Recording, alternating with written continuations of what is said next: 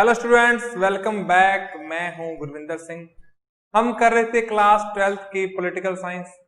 हम इस बुक के लास्ट यूनिट में आ गए हैं।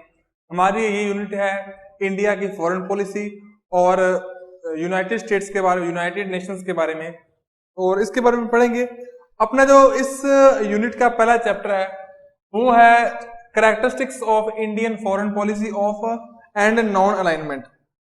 हमारी जो इंडिया की फॉरेन पॉलिसीज है उसके क्या कैरेक्टरिस्टिक्स हैं, और एक जो मेन पॉलिसी हमारी शुरू से रही है नॉन अलाइनमेंट, जो गुट निरपेक्ष रही है, उसमें क्या उसका क्या प्रासंगिकता है, क्या इसका रोल है, वो अपने पढ़ेंगे। तो सबसे पहले हम स्टार्ट करते हैं कि इंडिया की फॉरेन पॉलिसी की शुरुआत, इसकी स्टार्टिंग। तो वैसे तो क्या था कि शुरू से ही जो इंडिया की फॉरेन पॉलिसी बनना स्टार्ट हो गई थी। इंडिया की जो फॉरेन पॉलिसी थी, उसको बनाने का जो मेन जो उसका फ्रेमर्स थे वो थे हमारे first prime minister Pandit Jawaharlal Nehru ji. ठीक है, तो हुआ क्या था, जब वर्ल्ड वॉर 2 खत्म हुई तो दुनिया दो बाइपोलर हो गई थी। एक तरफ तो था यूएसए और एक तरफ था यूएसएसआर, यानी कि सोवियत यूनियन। ठीक है, यानी जिसको बोल देते हैं रशिया। एक तरफ वो था, एक तरफ रशिया और एक तरफ था यूएसए। या तो आप यूएसए के आइडियोलॉजी मानो, इसके साथ रहो, या रशिया के साथ रहो। भारत जब आजाद हुआ, लगभग 200 साल की कॉलोनाइजेशन के बाद आजाद हुआ, तो इंडिया की जो फॉरेन पॉलिसी, सबसे पहले तो उन्होंने ये सोच लिया कि किसी के पक्ष में जाएंगे हम। देखो, 2 ऑप्शन थे उस वक्त, या तो यहां जाओ या यहां जाओ। इंडिया ने सोच लिया हम किसी की तरफ नहीं जाएंगे।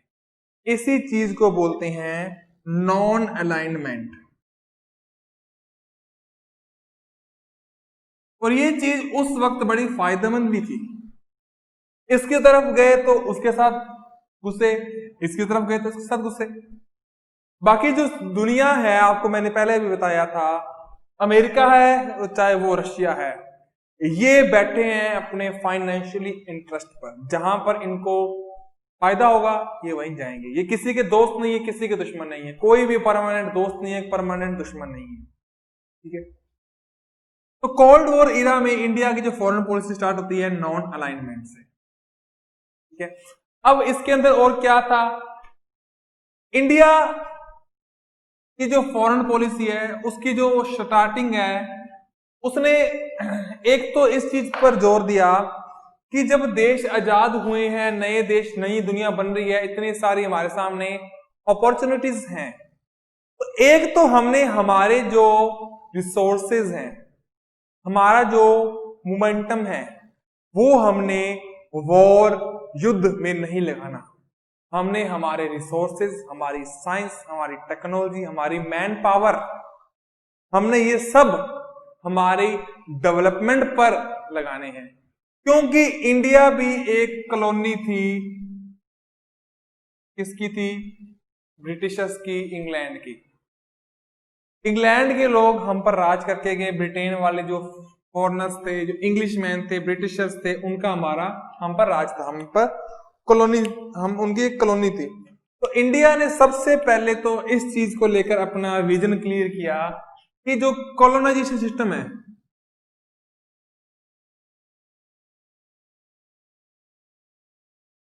या फिर जो इंपीरियलिज्म है, इंपीरियलिज्म मतलब होता है, इन दोनों का मतलब क्या है? कॉलोनाइजेशन का मतलब अपने कहते हैं ना, अभी ब्रिटेन ने उसको गुलाम कर लिया, तो इसके लिए जो स्पेसिफिक वर्ड है वो ये है, गुलाम करना ये होता है। एक होता है इंपीरियलिज्म, क्या होता है भी अपना जो एरिया है, अपना जो किंगडम है, अपना जो मतलब इंडिया जहां तक है उसको आगे और फैलाना, वो है इंपीरियलिज्म, साम्राज्यवाद। तो इंडिया ने कहा कि ये दोनों चीजें गलत है, अपने पास जो है वो रखो, आप किसी की जमीन को क्यों हटा रहे हो, किसी के लोगों पर राज क्यों कर रहे हो, तो ये सिस्टम गलत है। तो सबसे पहले इंडिया ने जिस चीज का विरोध किया था वो यही था, कॉलोनाइजेशन और इम्पीरियलिज्म। ठीक है, एक इंडिया ने कह दिया कि मैं किसी भी पाले में नहीं जाऊंगा, एक तरफ यूएसए है, एक तरफ यूएसएसआर है, हम किसी के नहीं है, हम अपने खुद के हैं। ठीक है, तो इसके अलावा देश आजाद हुआ, उसके बाद भी कई दिक्कतें हुई, जैसे 1956 में जो सवेज रिवर है इजिप्ट के पास, वो दिक्कत हुई थी। 67 में अरब की इजराइल की वॉर हुई थी ना, इजराइल ने अरब पर कई कंट्रीज पर एक साथ हमला कर दिया, इजिप्ट पर, उधर ओमान पर, ऐसे कई हमले कर दिए। तो इंडिया ने कहा कि हम किसी के साथ नहीं जाएंगे, एक के तरफ होंगे दूसरा गुस्से हो जाएगा, कल को ये मान जाए कि हम लोग पिसेंगे, इससे अच्छा है सभी का भला चाहो। ये इंडिया की पॉलिसी थी। ठीक है, तो अपने इस पूरे के बारे में डिटेल से पढ़ेंगे, और भी कुछ था, सारा यही नहीं बताएंगे, अलग अलग तरीके से स्टेज बाय स्टेज अपने सभी को बताएंगे क्या क्या पॉलिसीज रही हैं इंडिया की, क्या पॉलिसीज हैं, देखते हैं अपने। तो जो सबसे पहली जो इंडिया की पॉलिसी का कैरेक्टर है वो है पॉलिसी ऑफ पीसफुल को एग्जिस्टेंस।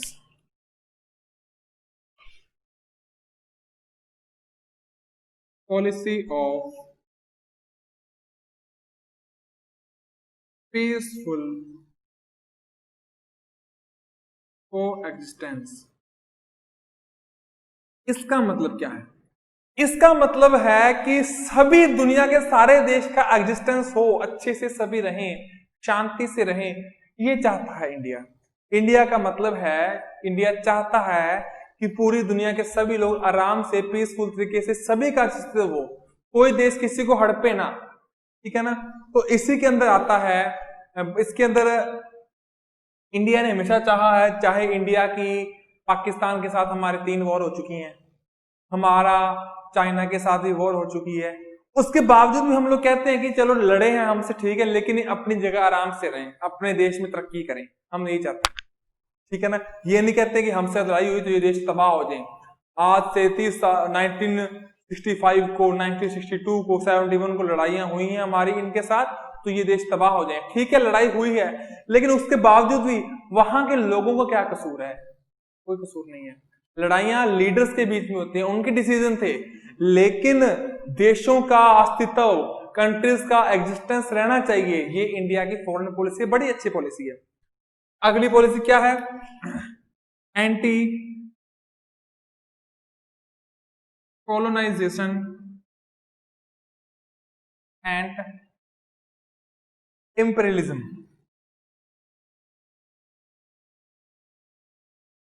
अब इसका मतलब क्या है? आपको बताया कि कॉलोनाइजेशन मतलब क्या होता है कि देशों को गुलाम करना। इंडिया खुद गुलाम था, तो इंडिया हमेशा ये विरोध करता है कि कोई देश किसी को गुलाम ना करे। इंडिया की पॉलिसी है भी, क्यों किसी को गुलाम कर रहे हो? अपने देश में कमाओ खाओ, अपने देश को डेवलप करो, किसी का खून क्यों चूस रहे हो? किसी का एक्सप्लॉयटेशन क्यों कर रहे हो? ब्रिटिशर्स ने 200 साल तक हम पर राज किया, हमारे राइट्स छीने, हमें दबा कर रखा, हमें आगे नहीं बढ़ने दिया। मेहनत हम करते थे, कमाई ब्रिटिशर्स खा रहे थे, 200 साल तक उन्होंने हमारा खून पिया है। तो ये बात गलत है ना। कॉलोनाइजेशन क्या होता है? कोई किसी का भला नहीं कर रहा। कोई ब्रिटिशर्स कह रहे हैं भी हम लोग इनको सभ्यता सिखा रहे हैं, इनको ढंग सिखा रहे हैं, इनका विकास कर रहे हैं, डेवलपमेंट कर रहे हैं, कुछ नहीं है, अपने फायदे के लिए हमें इस्तेमाल किया था उन्होंने। तो इंडिया कहता है कि कोई किसी को कॉलोनी नहीं बनाएगा अपनी।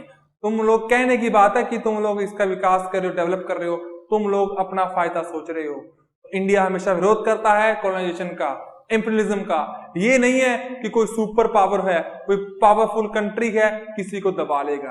अब अमेरिका सुपर पावर है, हमेशा उसने अपनी ताकत का गलत इस्तेमाल किया है, दिखाता है वो कि हम अच्छे हैं, हम सब दुनिया का भला करते हैं, लेकिन वक्त वक्त पर उसने अपने पावर का गलत इस्तेमाल किया है। चाहे गल्फ की कंट्री में इंटरवेंशन हो, चाहे वियतनाम पर हमला हो, चाहे कोई भी मुद्दे हैं।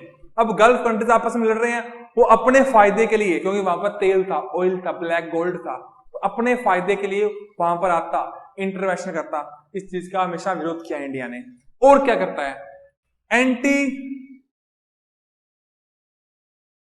अपार्थाइड। एंटी अपार्थाइड मतलब कलर कहते हैं ना, ब्लैक व्हाइट, ये चीज इंडिया कभी नहीं मानता। इंडिया के लोग मानते हैं तो यहाँ पे चलती रहती है, फेयर एंड लवली क्रीम लगाओ गोरे हो जाओ, वो बात अलग है, कमर्शियल है, मार्केट में चल रहा है। लेकिन जो इंडिया की फॉरेन पॉलिसी है वो मानती है कि काला गोरे का भेद कभी नहीं करना, क्योंकि फॉरेनर्स ने हमारे साथ ये डिस्क्रिमिनेशन बड़ा किया है। तो साउथ अफ्रीका के कोई आंदोलन हो, वहां पर नेल्सन मंडेला का काम हो, या फिर ऐसे कोई भी जहां पर अपार्थाइड हो रहा है, जहां पर अपार्थाइड हो रहा है, उसका हमेशा इंडिया ने अपोज किया है, उसका हमेशा इंडिया ने विरोध किया है। स्पेशली अफ्रीका में बड़ा था काले गोरे का, वहां के लोगों को उन्हीं के कंटिनेंटल में, उन्हीं के महाद्वीप में, वहीं के अफ्रीकी कंट्रीज में उनको छोटा समझते थे। इंडिया ने हमेशा इसका विरोध किया है। नेल्सन मंडेला थे साउथ अफ्रीका के, बड़े जबरदस्त लीडर थे, उनको सपोर्ट किया है इंडिया ने, ठीक है ना। देखते हैं और क्या है। इंडिया है सपोर्टर ऑफ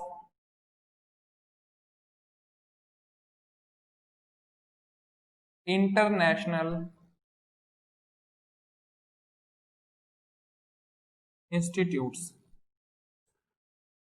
अब जो इंटरनेशनल इंस्टीट्यूट्स हैं जैसे कि यूनाइटेड नेशनल, जिसको पहले अब यूएन बोलते हैं, पहले इसको बोलते थे यूएनओ, यूनाइटेड नेशनल ऑर्गेनाइजेशन, इसके कई सारे पार्ट हैं, कई सारे कंट्रीज हैं।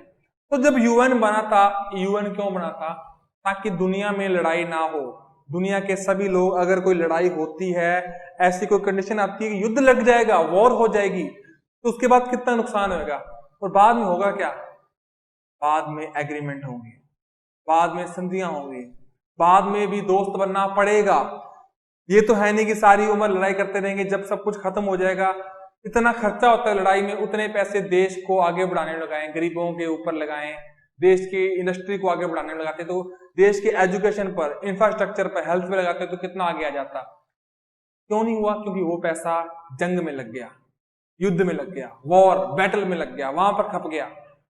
ऐसी स्थितियां पैदा ही ना हो, इसके लिए यूएन है।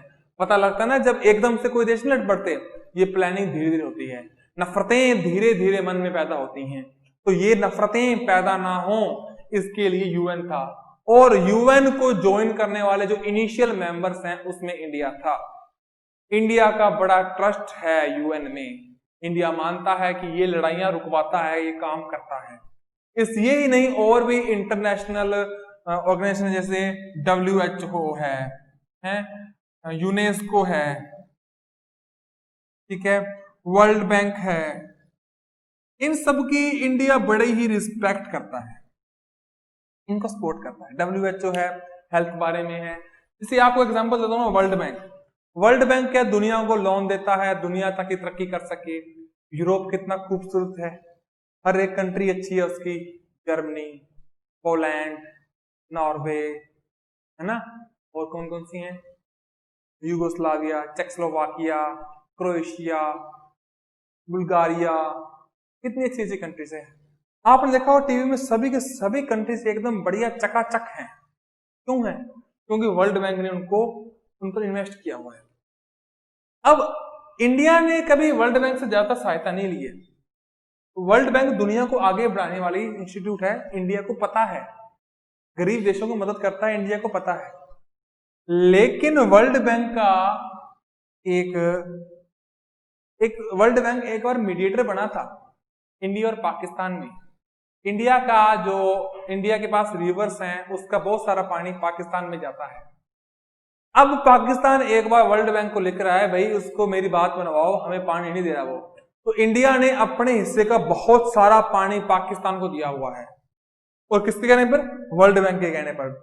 इसके बदले में हमें कुछ नहीं मिला, हमने ये पाकिस्तान के लिए नहीं किया, हमने ये किया है वर्ल्ड बैंक के लिए, क्योंकि इंडिया का एक अटूट विश्वास है वर्ल्ड बैंक में कि वर्ल्ड बैंक एक ऐसी चीज है जो दुनिया के लिए काम कर रही है। तो जो इंटरनेशनल इंस्टीट्यूट है उसमें बड़ा विश्वास है इंडिया का, ठीक है। और क्या है इंडिया की फॉरेन पॉलिसी में, आगे देखते हैं। एक है पंचशील के प्रिंसिपल, 5 नेहरू जी ने दिए थे Panchsheel, based on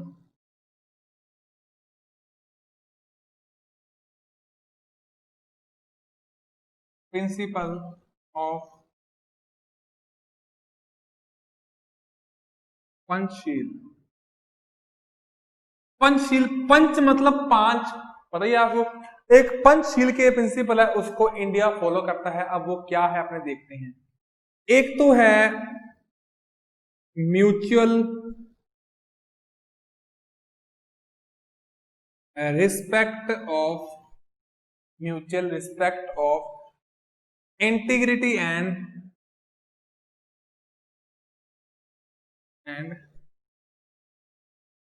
sovereignty of each other.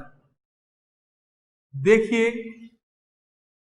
Mutual respect मतलब जो दूसरे देश है, हर देश की जो इंटीग्रिटी है, उनके जो उनकी जो सॉवरिटी है, मतलब उनका पूरे देश पे राज चलेगा, अपने देश को पूरी कंट्रोल करेंगे वो, तो हम उसकी रिस्पेक्ट करेंगे। अब हमारा इंडिया है, हमारा तमिलनाडु, अंडमान निकोबार, लक्षद्वीप, जम्मू कश्मीर, राजस्थान, पूरे इंडिया पर इंडिया का कंट्रोल है। अगर कोई मुझे कहे कि यार आप तो कश्मीर को आजाद करवाओ, लक्षद्वीप अलग पड़ा उसको अलग कर दो, तो हमें कैसा लगेगा? बुरा लगेगा ना। इंडिया को भी पता है कि इंडिया भी ऐसा करता है, किसी देश की इंटीग्रिटी और सॉवरेनिटी की रिस्पेक्ट करता है। भी हर देश को अपने अंदर डिसीजन लेने की पावर होनी चाहिए, इतनी कि उनको होनी चाहिए। एक क्या है? म्यूचुअल, अगला है म्यूचुअल नॉन अग्रेशन। किसी के साथ लड़ाई नहीं करेगा इंडिया। इंडिया की फॉरेन पॉलिसी बिना बात के किसी के साथ लड़ाई नहीं करेगा, आपस में हमेशा प्रेम बनाकर रखना है, ठीक है ना। ये हो गया। और क्या है? Mutual non interest in international internal affair. Mutual non interest in internal affairs. अब किसी देश के, किसी कंट्री के अंदर क्या हो रहा है, उनकी पॉलिसी कैसे है, इस पर कभी ना इंटरफेयर नहीं करेगा।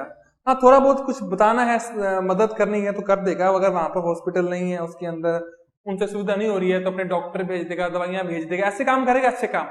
लेकिन ये नहीं कहेगा कि भी आपको तो ऐसा करना चाहिए, अपने देश के अंदर वो करना चाहिए, आपको अपने देश में वो पॉलिसी लानी चाहिए। भी कोई अपने को कहे भी आप अपने देश में नोटबंदी क्यों की है, आप अपने देश में जीएसटी क्यों लेकर आ रहे हो, आप उस स्टेट को ज्यादा पैसे क्यों दे रहे हो, आप हिंदुओं को ऐसे क्यों कर रहे हो, आप राम मंदिर क्यों बना रहे हो, ऐसा कोई अलग कंट्री अपने खुद को, अपने खुद की लड़ाइयां हैं, राजस्थान की, पंजाब की, जैसे तमिलनाडु की कर्नाटक से लड़ाई है कि कावेरी का पानी है, कावेरी रिवर का कौन लेगा, ठीक है, इंटरनल मैटर है। पाकिस्तान आकर वो बोले कि तुम इसको ये करो, ऐसा, हमें कैसा लगेगा? बुरा लगेगा ना। तो इंडिया को पता है कि अपने को घर के अंदर की लड़ाई है, इसको अंदर रहने दो। किसी और के घर में कुछ हो रहा है, उनको प्रॉब्लम है, सपोर्ट करो, लेकिन अंदर को लड़ाई है तो अपने उसको बीच में नहीं बोलना चाहिए। अपने आप वो सुलझाएंगे, कोई दिक्कत है उनको, उनको अकल नहीं है। तो इंडिया को पता है कि हर नेशन के जो इंटरनल अफेयर्स हैं उनकी रिस्पेक्ट करनी है, उनको वहां पर इंटरवेंशन नहीं करना हमने, ठीक है ना, ये बात है। और क्या है? Equality in mutual benefits.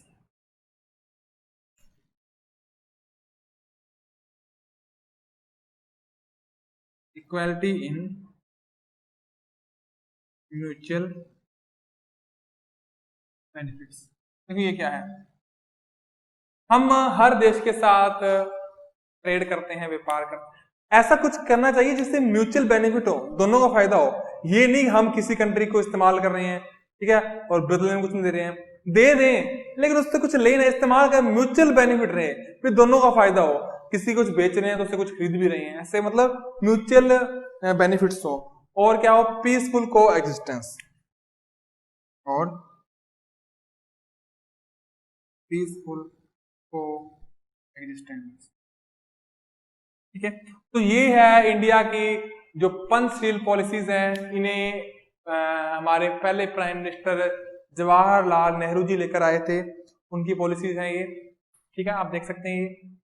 अगर लेक्चर आपको लंबा लगे तो आप इसे 2 टुकड़ों में, 3 टुकड़ों में देख सकते हो, कोई दिक्कत नहीं है। ये नहीं है कि लंबा है तो एक बार में देखना है, आप 2-3 बार में देख सकते हो उसको, जैसे आपको ठीक लगे। आराम से देखिए, नोट्स बनाइए, साथ साथ में बुक भी पढ़िए, ठीक है। बुक से पढ़ोगे तो ठीक रहेगा, बुक से पढ़िए आप कहीं नहीं मिलेगा। बुक में जितना डिटेल से दिया गया है, जितनी मतलब कि क्वालिटी टाइप अच्छी लैंग्वेज दी हुई है बुक के अंदर, ठीक है ना, वो जो कंटेंट है बुक वाला, वैसा बुक कंटेंट आपको कहीं नहीं मिलेगा, किसी के नोट्स में नहीं मिलेगा, कहीं नहीं मिलेगा। अब आगे है जो इंडिया की जो फेमस पॉलिसी है वो है नॉन अलाइनमेंट। मतलब किसी की साइड नहीं जाएगा इंडिया। जब पहले सबसे पहले देखते हैं इसका मतलब क्या आता है, मीनिंग ऑफ नॉन अलाइनमेंट क्या है और इंडिया के लिए इसका क्या मतलब है। नॉन अलाइनमेंट क्या है, मीनिंग ऑफ नॉन, मान लो दो लोग हैं, एक ए है एक बी है, इनमें लड़ाई है, दो कंट्री है, आप इसके तरफ जाओगे इसके तरफ जाओगे, एक चुन सकते हो। अरे हम इसकी तरफ क्यों जाएं, इससे हमारी क्या दुश्मनी है, या इसकी तरफ क्यों जाएं, इससे हमारी क्या दुश्मनी है। कोई ऐसा तरीका है दोनों के साथ प्यार से रहें, ये तरीका इंडिया ने अपनाया। 1945 में वर्ल्ड वॉर 2 खत्म होने के बाद दुनिया दो भागों में बंट गई, दो पोल से बंट गई। एक तरफ था अमेरिका और एक तरफ था रशिया, यूएसएसआर। ठीक है, या तो आप इसकी तरफ जाओ या इसकी तरफ जाओ। जो देश इसकी तरफ जाएंगे इनसे बैर इनका होगा, जो देश इसकी तरफ जाएंगे इनसे बैर इसका होगा। तो भाई हम किसी से भी बैर क्यों लें। तो इंडिया ने कहा कि हम तो नॉन अलाइन हैं, हम गुटनिरपेक्ष वाले हैं, हम किसी के लिए नहीं है, हम सभी के हैं। क्योंकि हमारे ग्रंथों में, पवित्र ग्रंथों में, हमारे वेदों में लिखा हुआ है वसुदैव कुटुंबकम। आपको मैंने ये पहले भी सुनाया है, आज फिर सुना देता हूं। इयम मम निज परो वेत्ति गन्ना लघु चेतशाणा उदार चित्राणा तू वसुधैव कुटुंबकम।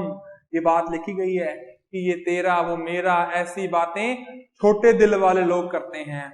बड़े दिल वाले लोगों के लिए पूरी दुनिया एक परिवार है, पूरी धरती हमारी है यार। क्यों आते उधर आते इधर, सब हम एक ही हैं, एक ही परिवार के हैं। इससे या इससे क्यों लड़े, एक की तरफ क्यों हो। आप लोग मतलब दो भाई बहन हो, अब लड़ रहे हो, इसने इसके मार दिया इसने इसके मार दिया, दोनों में लड़ाई है।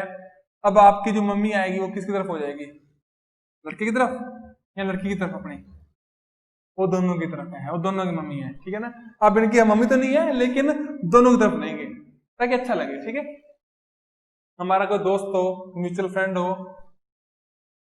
तो वो एक की तरफ हो जाए तो कैसा लगेगा, अच्छा नहीं लगेगा ना। दोनों की तरफ रहेंगे ना, या फिर मतलब किसी एक पार्टी में नहीं जा रहे हैं, किसी एक साइड में नहीं जा रहे हैं, तो अच्छा बात होता है। अब मेन बात कि हमने अडॉप्ट क्यों किया NAM, नॉन अलायंस जो मूवमेंट है, हमने वो अडॉप्ट क्यों किया। ठीक है, reason why we adopt non alliance movement. हमने ये नॉन अलायंस क्यों लिया। जैसे मैंने आपको पहला बताया, जब भारत आजाद हुआ, इंडिया आजाद हुआ, इंडिया के पास इतनी पावर, इतनी मनी, इतनी करेंसी, इतने रिसोर्सेज नहीं थे कि वो आगे बढ़ सके। अगर वो आजाद होते ही अपना ध्यान किसी एक साइड लगा देता तो वॉर होना पक्का था। अगर वॉर ना भी हो तो एक तरफ ध्यान देना पड़ता, और इंडिया इस मूड में नहीं था कि मैं अब लड़ाई में जाऊं। उसका काम था कि हमारे अंदर जो ताकत है उससे हम खड़े हो सकें, इसलिए ये जरूरी था। ठीक है, जो जो कंट्रीज एक तरफ गई है उनका नुकसान ही तो हुआ है। अब क्यों किसी की तरफ जाना, अलग दुनिया में रहेंगे, शांति से रहेंगे। ठीक है, क्यों बिना बात की टेंशन लेनी है। अब अपने देखते हैं कि जो उस टाइम 50-70 साल पहले जो नॉन अलाइनमेंट हमने शुरू किया था, आज के टाइम में उसका क्या रेलेवेंस है। ठीक है, तो relevance of non align movement in present context. देखिए, नॉन अलाइनमेंट शुरू क्यों हुआ था, पहले तो अपन ये देखते हैं। दुनिया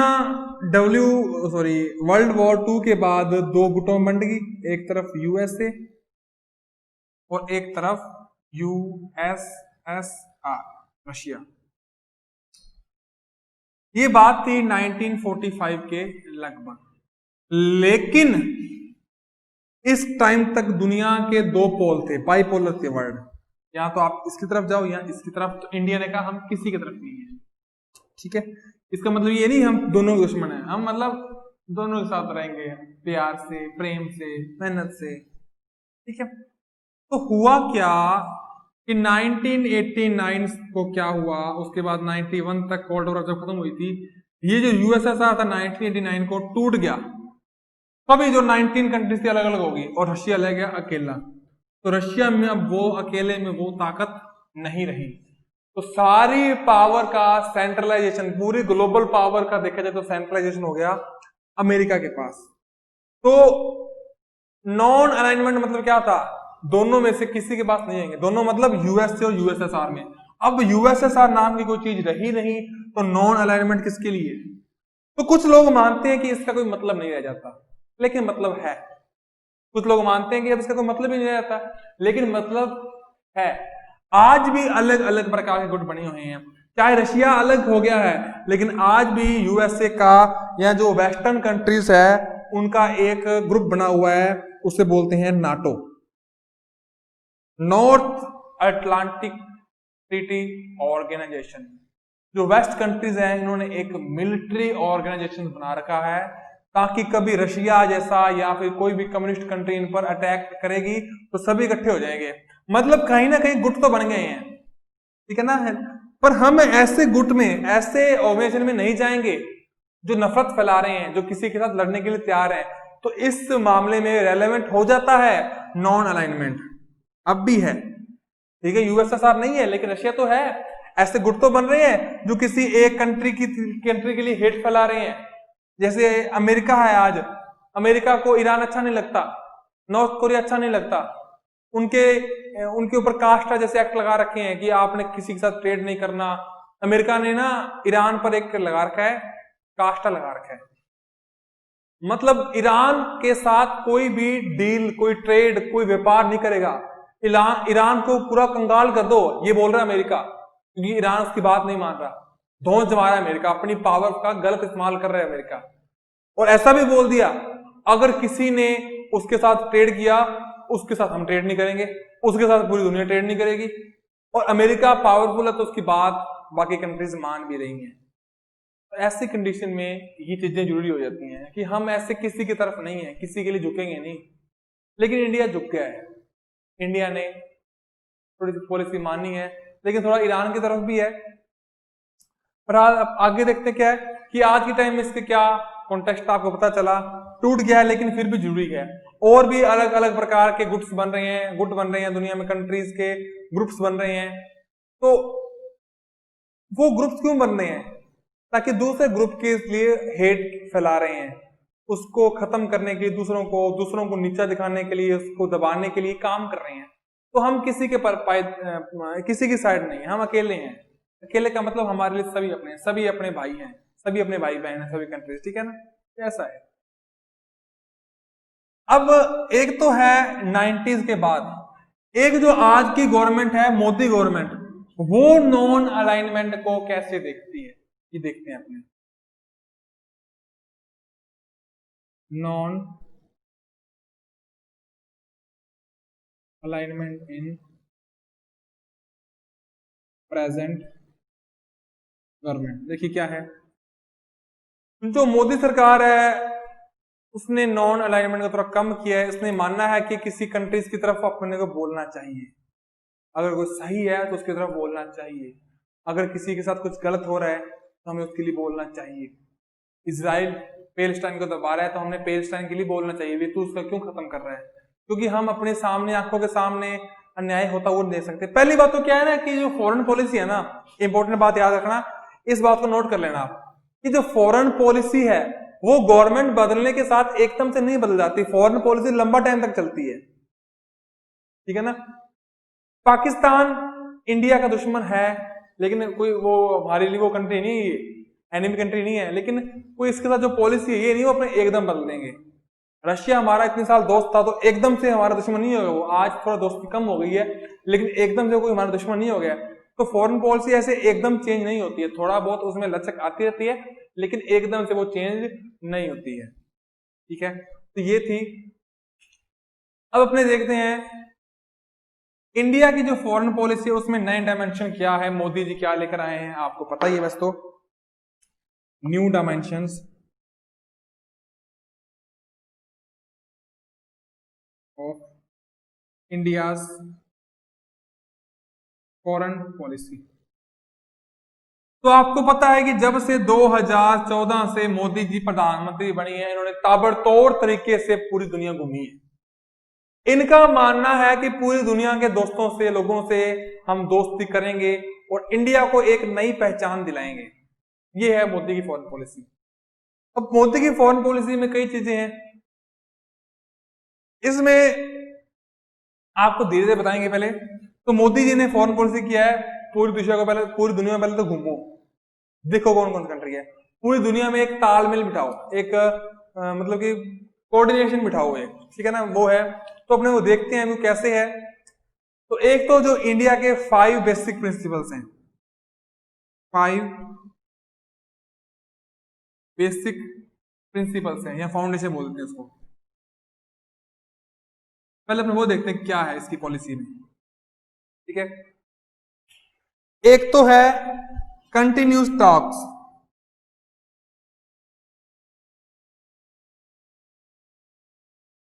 चाहे कोई देश है, चाहे अपने उससे ट्रेड करते हैं नहीं करते हैं, बात करते हैं नहीं करते हैं, कोई काम बढ़ता है उससे नहीं बढ़ता, उस देश, हर देश के साथ, देखो दुनिया के हर देश में अपने लोग हैं, तो हर देश के साथ लगातार बात करते रहना, उनसे जुड़ा रहना चाहिए। देखो हम हमारे दोस्तों के साथ बात नहीं करते तो थोड़ा सा दूरियां बन जाती हैं, बात करते हैं तो एक प्यार बना रहता है। यही इंडिया का मानना है कि लोगों से, दोस्तों से, अलग अलग कंट्री से बात करती रहनी चाहिए। एक क्या है, प्रमोशन ऑफ इकोनॉमी।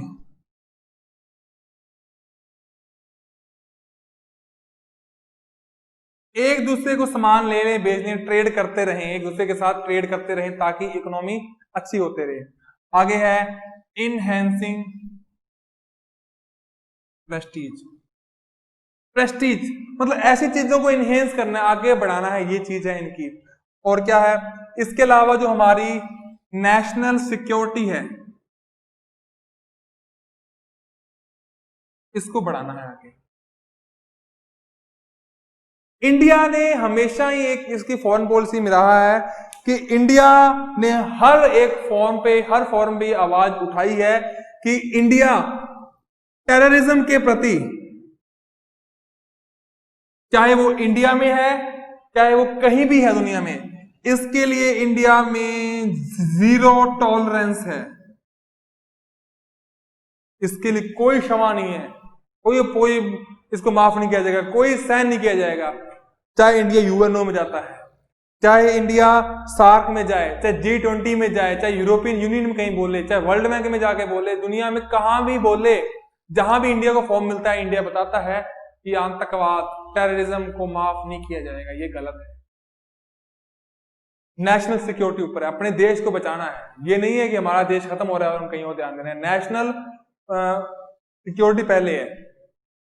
यूएन की जो नेशनल यूएन है उसके अंदर हमारा विश्वास है, किसी देश में कोई दिक्कत आ गई है, वहां पर अनारकी आ गई है तो उसको सेट करना है, वहां पर सिविल वॉर हो गई है तो वहां पर भी अपनी फोर्स भेजता है। ये नहीं कि अपनी तरफ से भेज देता है और उनके इंटरनल मैटर में इंटरफेयर करता है, ऐसा नहीं है। यूएन कहता है कि इस देश में शांति लाने के लिए आप अपने सैनिक भेजो, सोल्जर भेजो। तो दुनिया की जो सबसे बड़ी पीस कीपिंग फोर्सेज हैं उनमें इंडिया की फोर्स भी है, ठीक है। और क्या है, और क्या है, बिलीव इन सिविलाइजेशन।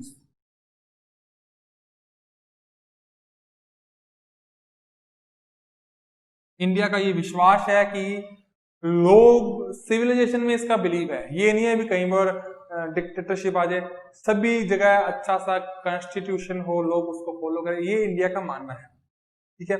आगे देखते हैं।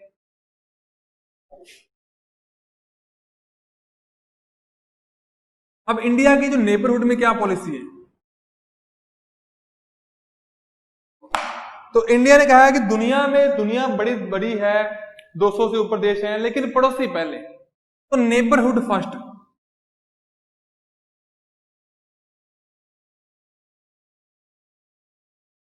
तो नेबरहुड फर्स्ट की पॉलिसी है इंडिया की। जैसे हमारे पड़ोसी क्या है, जैसे भूटान है, ठीक है, और कौन है भूटान के अलावा, जैसे नेपाल है, इनकी बड़ी इंडिया मदद करता है। भूटान में अभी अभी इंडिया ने कहा है कि भूटान की राजधानी में हम वहां तक रेलवे का एक नेटवर्क बिछा देंगे, वहां पर तरक्की करने के लिए हम लोग वहां पर हमने वहां का एयरपोर्ट बनाया, वहां पर हम गैस की पाइपलाइन बिछा रहे हैं। हमें उनसे कुछ मिल नहीं रहा, लेकिन वो हमारे पड़ोसी हैं। ऐसी नेपाल है, नेपाल में 500 मेगावाट का पन बिजली प्रोजेक्ट लगाया हमने, बड़े बड़े सोलर प्लांट लगाए हैं, तो अपने पड़ोसियों को पहले देख रहा है। इसके अलावा जैसे बांग्लादेश है, ठीक है, बांग्लादेश में हमारा एक बड़ा दिक्कत आई थी, एक गांव का वो था, अभी कौन से गांव किसके पास आ रहे हैं, तो लगभग 162 स्क्वायर किलोमीटर का एक इनक्लेव था, एक गलियारा था, उस पर बड़ी दिक्कत थी हमारी, बड़े इस पे डिस्प्यूट थे, विवाद थे। उस चीज को इंडिया ने रिजोल्व किया है। मतलब अपने पड़ोसियों के साथ अच्छे रिश्ते चाहिए।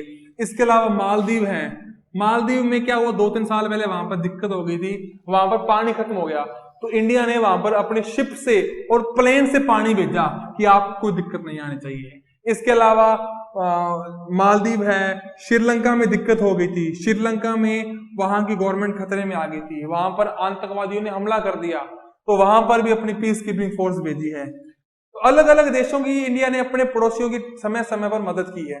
इसके अलावा कुछ और पॉलिसीज भी आपको बताते हैं वो इंडिया की नेबरहुड के बारे में।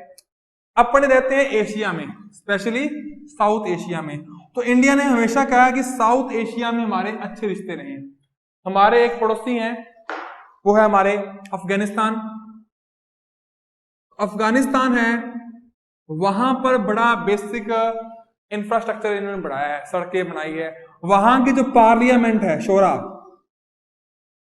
उस पार्लियामेंट का जो हाउस है, वो जो बिल्डिंग है, वो भी इंडिया ने बना के दी है।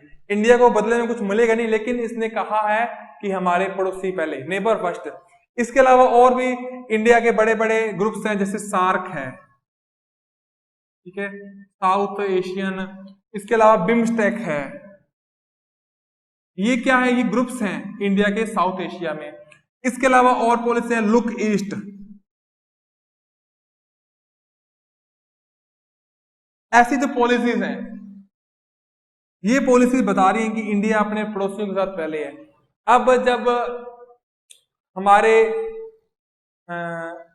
राष्ट्रपति प्रेसिडेंट थे जो, उनका जो ऑथ टेकिंग सेरेमनी थी, उसके बाद जो पहली बार हमने अपना रिपब्लिक डे मनाया था, तो इंडिया ने 10 आसियान, देखो एक आसियान भी है हमारा ग्रुप,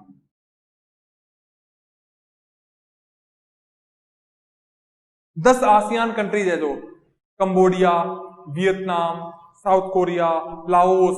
तो ये जो साउथ ईस्ट कंट्रीज हैं, जो एशिया की साउथ ईस्ट में जो कंट्रीज हैं, उनके जो लीडर्स हैं उनको बुलाया।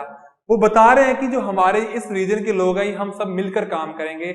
हम लोग वेस्ट पर डिपेंडेंट क्यों हो, हम अब हमारे पास सब कुछ है, तो हम आगे आ सकते हैं, ठीक है। तो ये पॉलिसीज है। इसके अलावा हमारे एक पड़ोसी हैं, जैसे ईरान है। ईरान में हमने एक बहुत ही बड़ा प्रोजेक्ट लगा रखा है, चाबहार, ठीक है। तो यहां से पता चलता है कि इंडिया की नेबरहुड की पॉलिसी क्या है। इसके अलावा इंडिया की एक और बताते हैं, इसी को बोलते हैं एक एक्ट ईस्ट पॉलिसी। कितनी पॉलिसी चल रही है, एक्ट ईस्ट पॉलिसी, ठीक है। ये पॉलिसी है। अब 3 मेन और रह गए हैं लास्ट, फिर अपने लेक्चर खत्म कर देंगे। अगर लेक्चर आपको लंबा लगे तो आप इसको 2-3 टुकड़ों में देख सकते हो, ताकि आप भी बोर ना हो और आराम से समझना, बुक में से पढ़ना। अगली जो इंडिया की पॉलिसी है, India in middle east. India in middle east. अब मिडिल ईस्ट में जो कंट्रीज हैं, जैसे UAE, Saudi Arabia, Egypt, Israel, Iran, Iraq, ठीक है ना। इसके अलावा कतर, ऐसी जो कंट्रीज है वो इंडिया के लिए बड़ी इंपॉर्टेंट है। इंडिया के लगभग 70 लाख लोग, लगभग 70 लाख लोग इन अरब कंट्रीज में काम करते हैं। लगभग 35 अरब डॉलर, लगभग 35 अरब यानी कि 35 बिलियन डॉलर का रेवेन्यू हर साल वो इंडिया को भेज रहे हैं। तो मतलब ये देश हमारे लिए बड़े इंपॉर्टेंट है। इंडिया, कतर में भी एक बार बड़ा इन्होंने चलाया था ऑपरेशन, वहां से 1 लाख लोगों को बचाकर लाए थे। इसके अलावा जो सारी कंट्रीज है ना, इन कंट्रीज में आपस में बड़ी लड़ाई रहती है। जैसे कि ये जितनी भी साउथ, ये जो अरब कंट्रीज है, गल्फ कंट्रीज है, ये इजराइल को एक देश नहीं मानती है, ये मानती है कुछ नहीं है ये, और इजराइल भी इनका दुश्मन है। इजराइल की इनके साथ कभी कई बार लड़ाई भी हुई है, ये आपस में बिल्कुल नहीं बात करते हैं। इजराइल ने अगर इंडिया आना होता है ना, ये मतलब यहां से नहीं आ सकता। हमने अगर इजराइल जाना है तो हम जाएंगे इजराइल 6 घंटे में। इजराइल ने अगर इंडिया आना है तो इजराइल आता है 10 घंटे में। ये आता है ऊपर से, यहां से इसको गुजरने नहीं देते हैं। लेकिन इंडिया दोनों का दोस्त है। ऐसे ही ईरान है, देखो बाकी सभी में, इराक, सऊदी अरेबिया, इजराइल, इनकी ईरान से भी नहीं बनती है, क्योंकि ईरान में जो मुसलमान है वो रहते हैं सुन्नी और बाकी में रहते हैं शिया। इसके बावजूद भी जो इंडिया की है वो ईरान से ही बनती है और सभी से बनती है। आज के टाइम में यूएसए का बड़ा दुश्मन है ईरान, उसके बावजूद इंडिया यहां पर अपना एक रेल प्रोजेक्ट चला रहा है, एक चाबहार प्रोजेक्ट चला रहा है ये, ठीक है। एक इजराइल है, छोटी सी कंट्री है, यहां पर भी माइनॉरिटी में मुस्लिम है, इंडिया में भी माइनॉरिटी में मुस्लिम है, लेकिन इंडिया भी इनकी रिस्पेक्ट करता है, ये भी इनकी रिस्पेक्ट करता है। हमारे जो आईपीएस ऑफिसर्स हैं उनकी जो एडवांस ट्रेनिंग है वो भी यहीं पर होती है, जो उनकी फॉरेन अटैचमेंट होती है, ठीक है ना। तो ये है इंडिया के मिडिल ईस्ट से। अब अपने देखते हैं कि इंडिया के रशिया से क्या कनेक्शन है, इंडिया के रशिया से क्या रिलेशन है। तो देखिए स्टार्टिंग में तो क्या थे, इंडिया रशिया के रिलेशन बहुत अच्छे थे, आज भी अच्छे हैं, क्योंकि स्टार्टिंग में इंडिया का जो दुश्मन था पाकिस्तान, उसको अमेरिका सपोर्ट कर रहा था। एक बार 1971 में जब इंडिया और पाकिस्तान की लड़ाई हो गई थी, तब यूएसए इसको सपोर्ट करने के लिए आ रहा था। अब हम यूएसए से तो भिड़ नहीं सकते, तभी इंदिरा गांधी ने जाकर रशिया से 25 ईयर ट्रीटी की थी कि 25 साल तक आप हमारे दोस्त रहोगे, अगर हम पर इस बंदे ने हमला किया तो आप आ जाना, अब आप हमारे साथ आओगे तो पंगे नहीं लेगा। तो तब से कभी भी यूएसए ने हम पर हमला नहीं किया। इसके बदले में इंडिया ने लंबे समय तक अपनी एयरफोर्स के, अपनी डिफेंस के बहुत सारी टेक्नोलॉजी रशिया से इंपोर्ट की है। हमारी एयरफोर्स के जो जबरदस्त मिराज, सुखोई, ऐसे जो फाइटर जेट्स हैं वो सभी रशिया से आए हैं। आज के टाइम में हमारी एक बहुत बड़ी एंटी बैलिस्टिक मिसाइल टेक्नोलॉजी है, वो है S-400, वो भी हमने रशिया से ली है, ठीक है। तो ऐसे ही इंडिया और रशिया के रिलेशन अच्छे हैं, लेकिन आज के टाइम में जो इंडिया है वो यूएसए की तरफ जा रहा है और रशिया को जरूरत है पैसे की, इसलिए वो चाइना की तरफ जा रहा है। इसलिए इंडिया रशिया के रिलेशन थोड़े से कम हुए हैं, काफी कम हो गए हैं, ठीक है। आपने देखते हैं अब आगे इंडिया यूएसए के रिलेशन। पहले यूएसए को अफगानिस्तान में रहना था, तो अफगानिस्तान में इसने जंग लड़नी थी रशिया के खिलाफ, तो उसके लिए इसने इस्तेमाल करना था पाकिस्तान की जमीन का, तो ये पाकिस्तान के पक्ष में था। अब यूएसए की पॉलिसी ये है कि हम हमारे सोल्जर्स को यहां से बाहर निकालें, तो अब हमें पाकिस्तान की जरूरत नहीं है। ऊपर से पाकिस्तान फ्रेंड है चाइना का, और चाइना और यूएसए की भी नहीं बनती है, इंडिया और चाइना की भी कम बनती है। तो यूएसए इंडिया को चाइना के खिलाफ इस्तेमाल करना चाहता है, और इंडिया को भी यूएसए से एडवांस टेक्नोलॉजी चाहिए, इसलिए आज के टाइम में इंडिया और यूएसए क्लोज आ रहे हैं। तो ये है इंडिया की फॉरेन पॉलिसी। उम्मीद है आपको समझ आई होगी। अब नेक्स्ट चैप्टर में हम पढ़ेंगे कि कैसे यूएन इन सब को कंट्रोल करता है। तब तक के लिए मैं लेता हूं विदा। थैंक यू, धन्यवाद।